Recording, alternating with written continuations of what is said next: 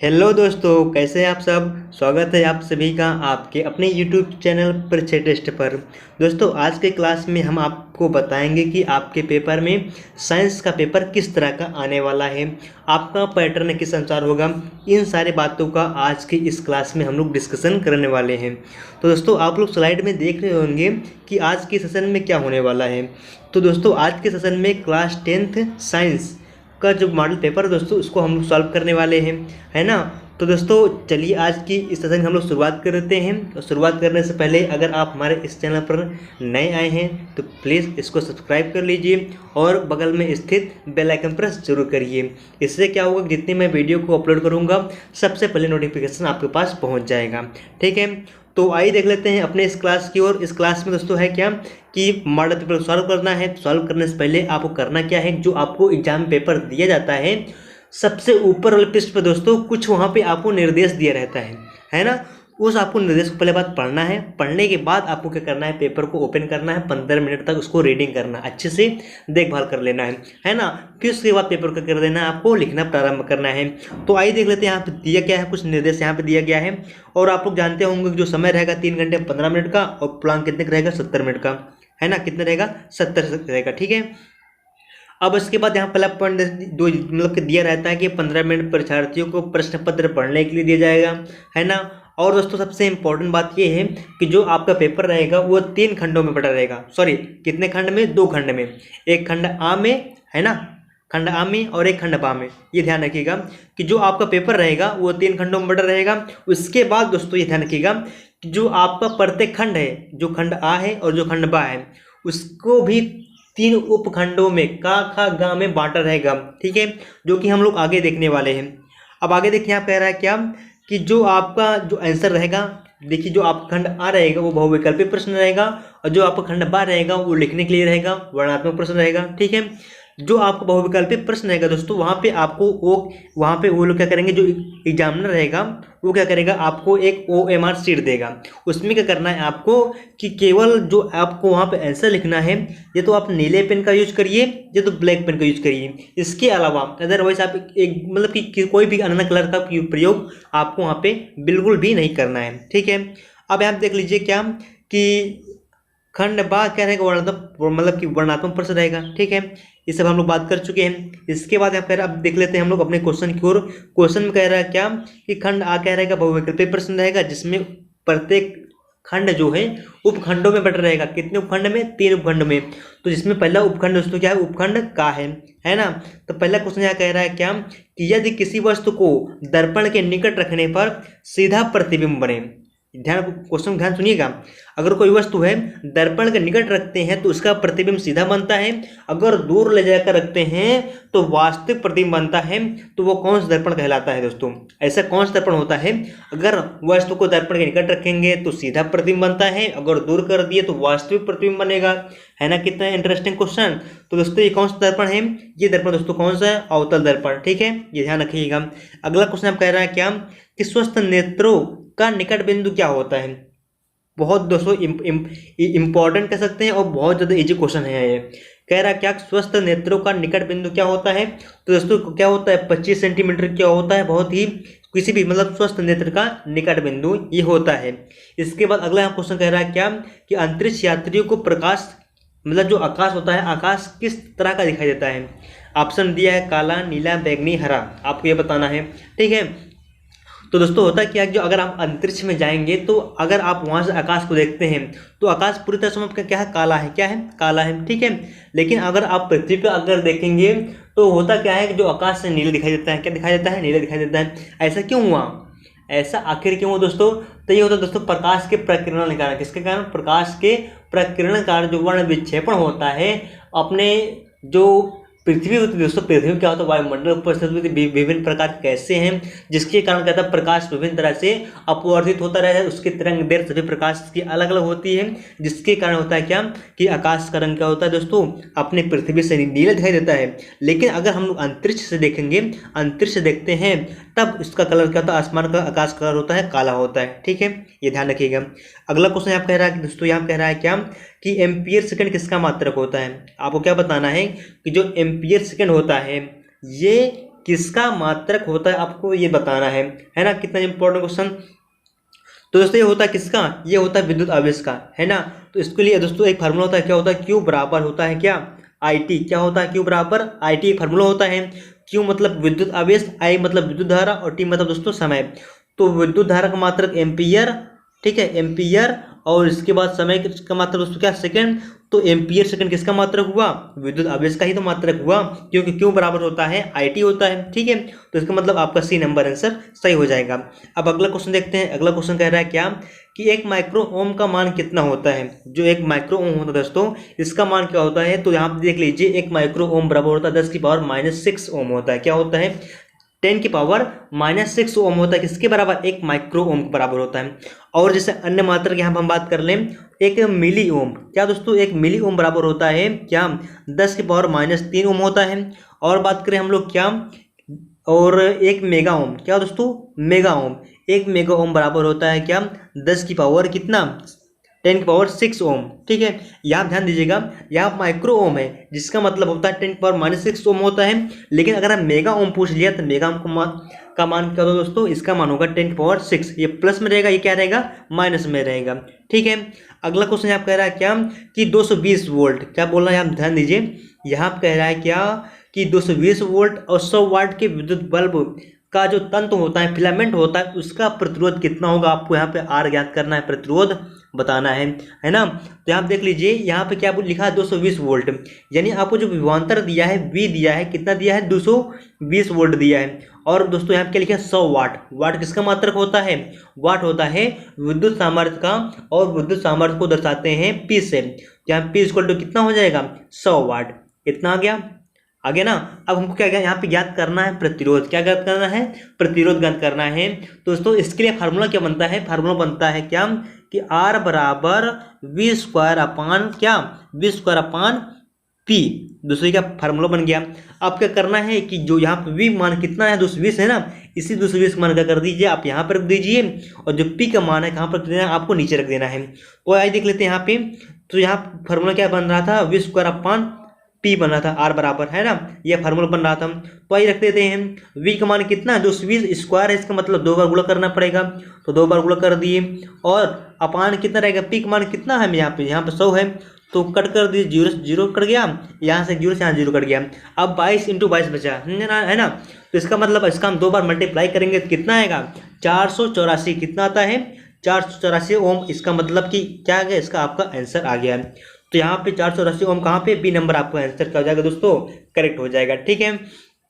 अब अगला देखते हैं। अगला कह रहा है क्या कि चुंबकीय क्षेत्र की तीव्रता का मात्रक आपको बताना है, ठीक है। यहाँ क्या बताना है कि जो चुंबकीय क्षेत्र होता है इसकी तीव्रता का मात्रक क्या है। तो दोस्तों ये क्या है, टेस्ला। टेस्ला दोस्तों क्या किसका मात्रक है, विद्युत चुंबकीय जो होता है चुंबकीय क्षेत्र की तीव्रता का मात्रक क्या होता है, टेस्ला होता है, ठीक है। अब इसके बाद उसने आप कह रहा है क्या, ओम किसका मात्रक होता है, प्रतिरोध का मात्रक होता है। एम्पियर किसका मात्रक होता है, ये भी किसका, विद्युत धारा का मात्रक होता है। यहाँ पूछा वोल्ट एम्पियर। अब बात करें वोल्ट एम्पियर, दोस्तों वोल्ट किसका मात्रक होता है, वी का। एम्पियर किसका मात्रक होता है, आई का। तो ऐसा कौन सा फार्मूला बनता है दोस्तों जिसमें वी आई आता है, तो दोस्तों वो कौन सा होता है, आर बराबर क्या होता है, वी आई, है ना। क्या होता है, आर बराबर वी, सॉरी दोस्तों आर बराबर नहीं होता, पी बराबर क्या होता है, पी बराबर क्या होता है, वी आई होता है। तो दोस्तों पी मतलब क्या हुआ, विद्युत सामर्थ्य, है ना। तो दोस्तों जो वोल्ट एम्पियर है किसका मात्रक हो जाएगा, विद्युत सामर्थ्य का मात्रक हो जाएगा। अब अगला देखते हैं। अगला यहाँ कह रहा है क्या, अब दोस्तों आपका आ गया बहुविकल्पिक प्रश्न का उपखंड ख, यानी हम लोग खंड आ का उपखंड ख सॉल्व कर रहे हैं, है ना, समझ में आया। अब आगे देखते हैं। यहाँ पहला क्वेश्चन क्या कह रहा है, नौसादर को गर्म करने पर यह अमोनिया और हाइड्रोजन क्लोराइड में टूट जाता है, ठीक है। इसमें क्या बोल रहा है, जो नौसादर होता है NH4Cl, इसका जो रासायनिक सूत्र होता है क्या होता है, NH4Cl होता है।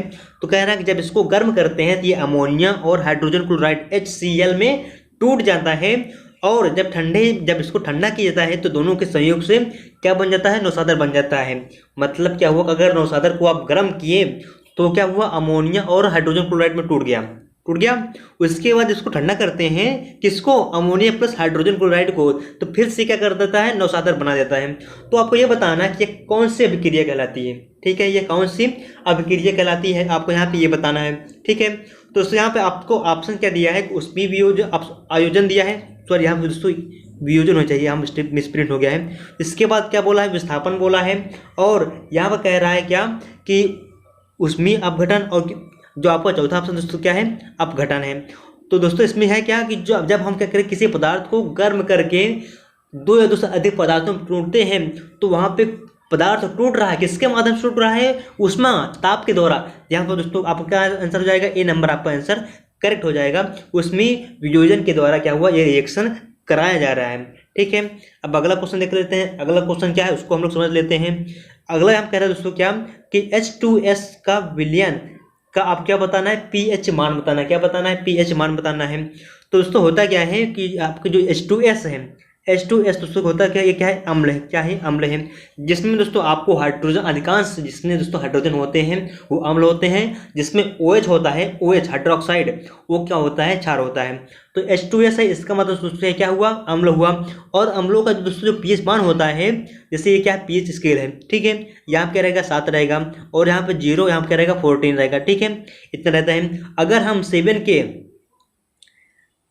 राइट साइड में जाते हैं, 7 के राइट साइड में जाते हैं, तो ये पूरा बताता है, ये प्रकृति दोस्तों किसकी होती है, बेस की, क्षारिक किसका होता है, क्षार का प्रकृति बताता है। अगर हम 7 से कम आते हैं, यानी 7 से 6, 5, 4, 3, 2, अगर इस साइड हम लोग आते हैं, तो ये किसकी प्रकृति होती है, अम्ल की होती है। तो इसका मतलब जितने भी 7 से कम होते हैं वो क्या होते हैं, अम्ल होते हैं। यहाँ कह रहा कि H2S जो विलयन होता है, इसका pH मान क्या हो जाएगा। तो दोस्तों हमको पता है जो H2S है ये क्या है, अम्ल है, और अम्ल की प्रकृति दोस्तों क्या होती है, 7 से कम होती है, जिसका मतलब क्या हो जाएगा, सी नंबर आंसर करेक्ट हो जाएगा।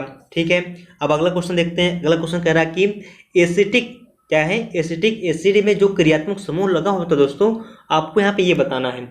ठीक है, तो दोस्तों एसिडिक एसिड जो होता है, इसका जो क्रियात्मक समूह को रूप बनता है वो क्या बनता है, COOH। क्या बनता है, COOH बनता है। ठीक है, अगला क्वेश्चन यहाँ कह रहा है क्या कि लेड नाइट्रेट जो होता है, इसका आपको सूत्र बताना है कि इसमें कौन सा ऐसा है जो लेड नाइट्रेट का करेक्ट सूत्र हो जाएगा।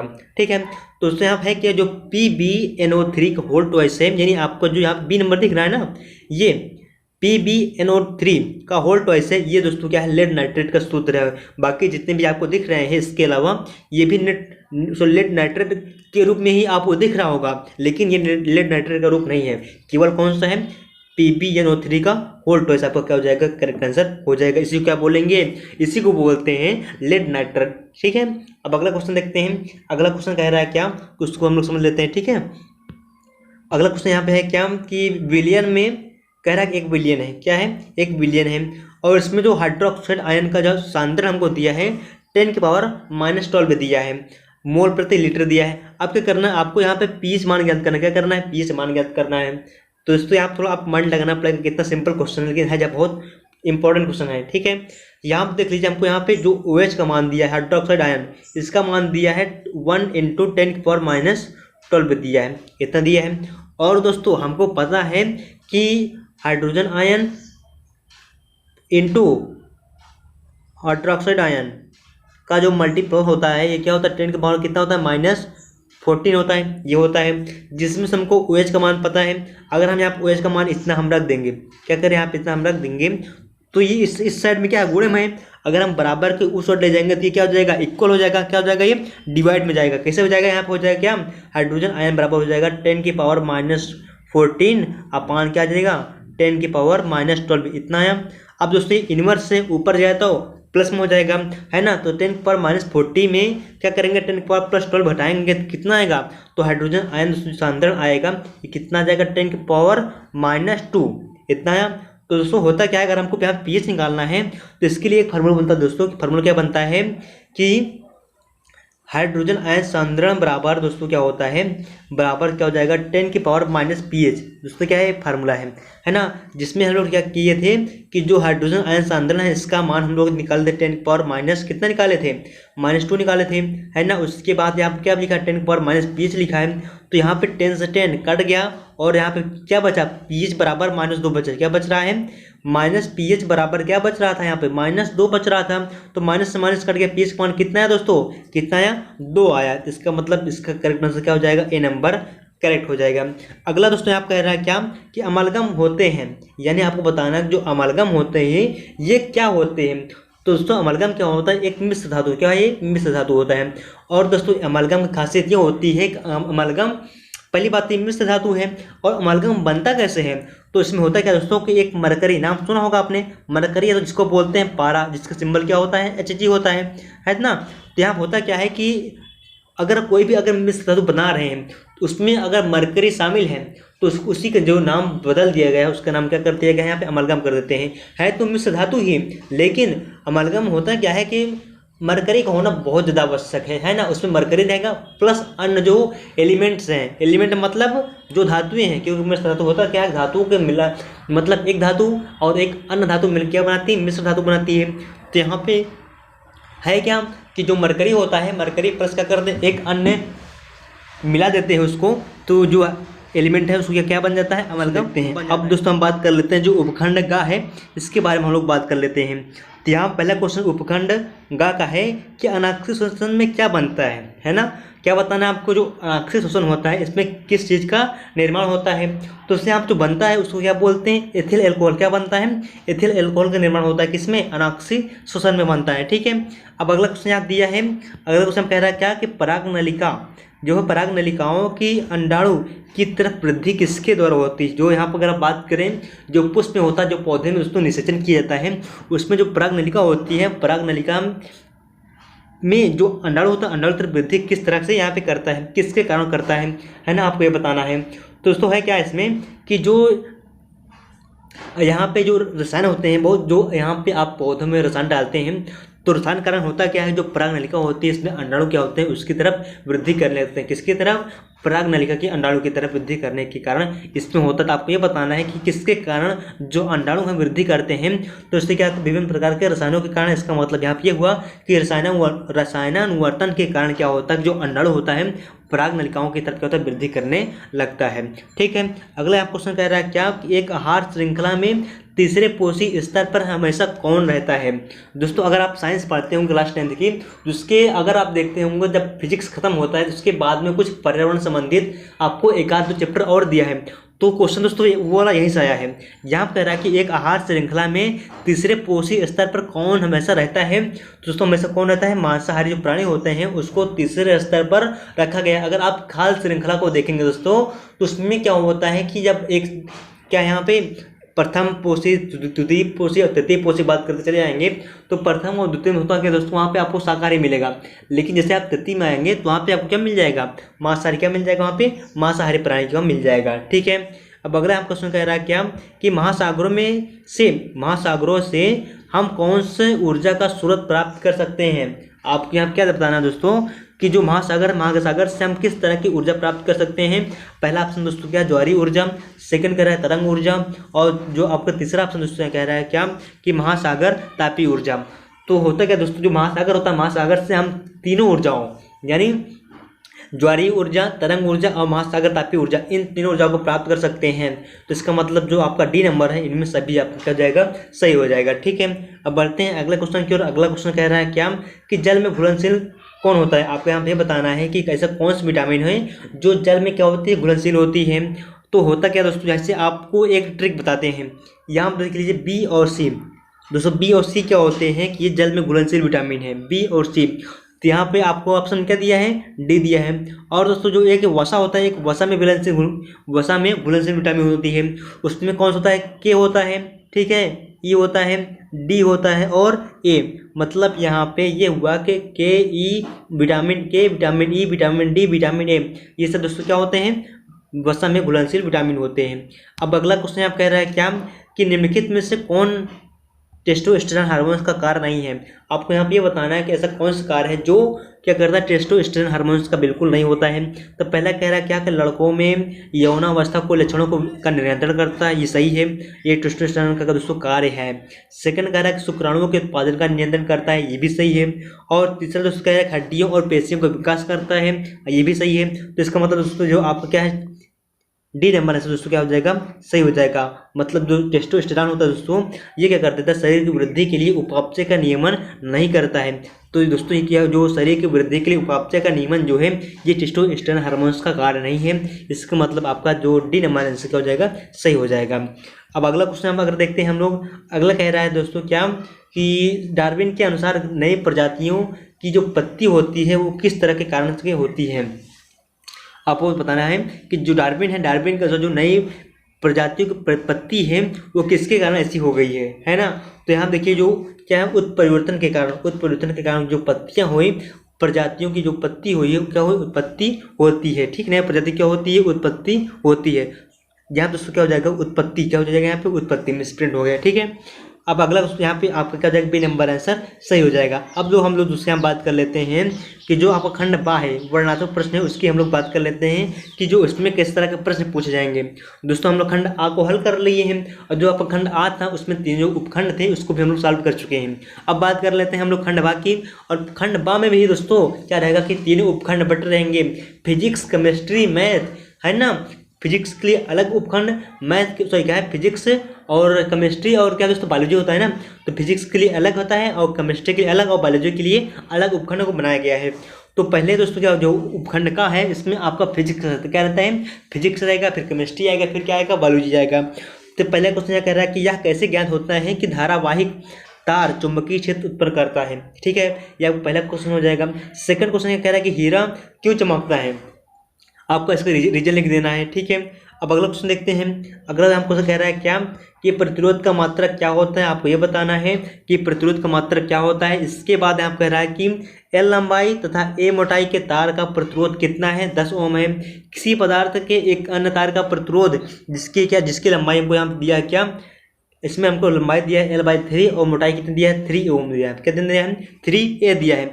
तब उसका प्रतिरोध क्या होगा, यहाँ क्वेश्चन को ध्यान समझिएगा। यहाँ कह रहा है कि जब कोई तार था उसकी जो लंबाई थी L थी, मोटाई कितनी थी, A थी, तब उसका प्रतिरोध कितना था, 10 ओम था। और जब उसी तार की जब लंबाई को L/3 कर दिया गया और मोटाई को 3 ओम कर दिया गया, तब उसका प्रतिरोध क्या हो जाएगा, आपको ये बताना है। ठीक है, और दोस्तों इसके बाद अगला क्वेश्चन हम कह रहा है क्या, अगला हम कह रहा है कि समरूप चुंबकीय क्षेत्र में किसी धारावाही चालक पर लगने वाला बल की व्याख्या कीजिए। अगर कोई दोस्तों चुंबकीय क्षेत्र है, वहाँ पर कोई चालक है, तो उस पर किस तरह का बल लगेगा इसकी व्याख्या करना है। इसके बाद कह रहा है कि चालक पर लगने वाले बल की आपको दिशा बताना है। क्या करना है कि चालक पर जो बल लगता है, जो बल की दिशा होती है, उसको किस नियम के द्वारा ज्ञात की जाती है, आपको यह बताना है। इसके बाद क्या करना है कि स्पष्ट एवं सचित्र उल्लेख कीजिए। ठीक है, अब यहाँ पर दोस्तों आपको अथवा करके दिया है, अथवा करके क्या दिया है यहाँ पे देख लीजिए। अथवा करके दिया है यहाँ पे कि 5 सेंटीमीटर की एक वस्तु है। ठीक है, 5 सेंटीमीटर लंबाई की एक वस्तु को क्या कर दिया गया है, 20 सेंटीमीटर फोकस दूरी के एक उत्तल लेंस के केंद्र से 30 सेंटीमीटर दूरी पर रखा गया है। तो आपको यहाँ पे ये बताना है कि प्रतिबिंब की स्थिति तथा आकार के बारे में आपको यहाँ पे बताना है। ठीक है, अब हम लोग देख लेते हैं जो उपखंड खा है यानी केमिस्ट्री के बारे में। यहाँ देख लीजिए, यहाँ क्या बोला है कि सूचक क्या होता है। ठीक है, एक उदाहरण की सहायता से अम्ल क्षार सूचकों की अम्लीय तथा क्षारीय माध्यम में क्या करना, जो रंग परिवर्तन होता है आपको उसको स्पष्ट करना है। सूचक का दोस्तों काम क्या होता है कि आपको यहाँ पे इंडिकेट करता है कि कौन सा पदार्थ अम्ल है, कौन सा क्षार है और कौन सा उदासीन है। तो यहाँ पे आपको वही बताना है कि एक तो बता दीजिए कि सूचक होता क्या है। इसके बाद यहाँ पे यह बताना है आपको कि जो अम्ल क्षार सूचक होते हैं दोस्तों, अम्ल सूचक होता क्या है, अम्ल क्षार सूचक होता क्या है, तो वो क्षार दोस्तों यहाँ पे कह रहा है कि वो सूचक होते हैं जो अम्ल और क्षार के प्रकृति के बारे में बताते हैं। तो आपको उसी चीज़ को यहाँ पे क्या करना है, स्पष्ट करना है। ठीक है, अगला यहाँ कह रहा है कि समझाइए कि क्यों सिल्वर नाइट्रेट के विलयन में कॉपर का तार डालने पर विलयन का रंग क्या हो जाता है दोस्तों, नीला हो जाता है। ये किस कारण होता है, तो इससे ये कौन सा रिएक्शन होता है, एक विस्थापन अभिक्रिया होती है दोस्तों। अगर आप इसको क्वेश्चन को ढूंढेंगे अपने बुक में आपको मिल जाएगा। विस्थापन अभिक्रिया के कारण क्या होता है कि अगर आप सिल्वर नाइट्रेट के विलयन में कॉपर को डाल देते हैं ना, तो इसका रंग क्या होता है, चेंज हो जाता है। किस तरह हो जाएगा, नीले कलर का हो जाएगा। इसके बाद कह रहा है कि जो साबुन है, साबुन क्या होता है, साबुन बनाने की किसी एक विधि का करिए आप वर्णन करना है आपको। ठीक है, ये किसका पार्ट था, ये केमिस्ट्री का पार्ट था। अगर आपको ये क्वेश्चन नहीं करना तो आपको इसके लिए एक ऑप्शन में दिया है कि मेंडलीव की प्रारंभिक आवर्त सारणी की आपको दोष बताना है। दोस्तों ये क्वेश्चन बहुत ज़्यादा इंपॉर्टेंट है।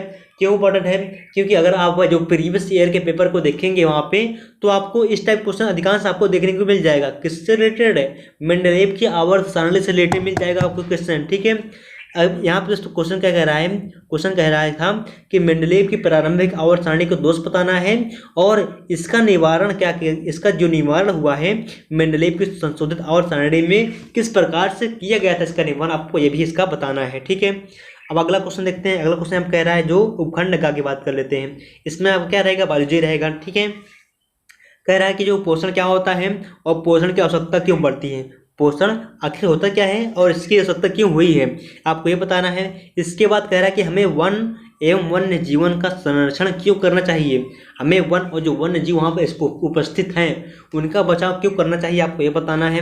अगला क्वेश्चन आप कह रहा है कि जीवाश्म क्या है, जीवाश्म क्या होते हैं और ये कैसे इनका निर्माण होता है, ये कैसे बनते हैं, आपको ये बताना है। अगला क्वेश्चन कह रहा है कि निषेचन किसे कहते हैं। ठीक है, निषेचन किसे कहते हैं। इसके बाद बोल रहा है कि द्विनिषेचन एवं निषेचोपरांत जो पुष्प है, पुष्प में कौन से परिवर्तन होते हैं, आपको ये बताना है। ठीक है, अगर आपको 11 नंबर का क्वेश्चन नहीं करना तो आपको इसमें अथवा दिया है, ऑप्शन दिया है, अगर आप इसको नहीं कर सकते आप ये भी कर लीजिए। इसमें क्या बोला है कि परिवार नियोजन की स्थायी विधियों का कौन कौन सी हैं, आपको ये बताना है। इसके बाद इन्हें दो क्या करना है कि संक्षिप्त में टिप्पणी लिखना है। आपको इसमें ये बताना है कि जो परिवार नियोजन है इसकी कौन कौन से स्थायी विधियां हैं और उन्हीं विधियों में से क्या करना है कि कोई दो आपको चूज कर लेना है, उस पर क्या करना है आपको संक्षिप्त क्या कर दीजिए, टिप्पणी लिख दीजिए। ठीक है, तो दोस्तों आज के लिए बस इतना ही। आपको आज का मेरा सेशन कैसा लगा आप प्लीज़ कमेंट बॉक्स में जरूर बताइएगा। और दोस्तों अगर आपको ये मेरा सेशन पसंद आया हो तो प्लीज़ इसको लाइक करेगा और ज़्यादा से ज़्यादा अपने दोस्तों के पास शेयर करेगा। ओके दोस्तों, thanks for watching my video.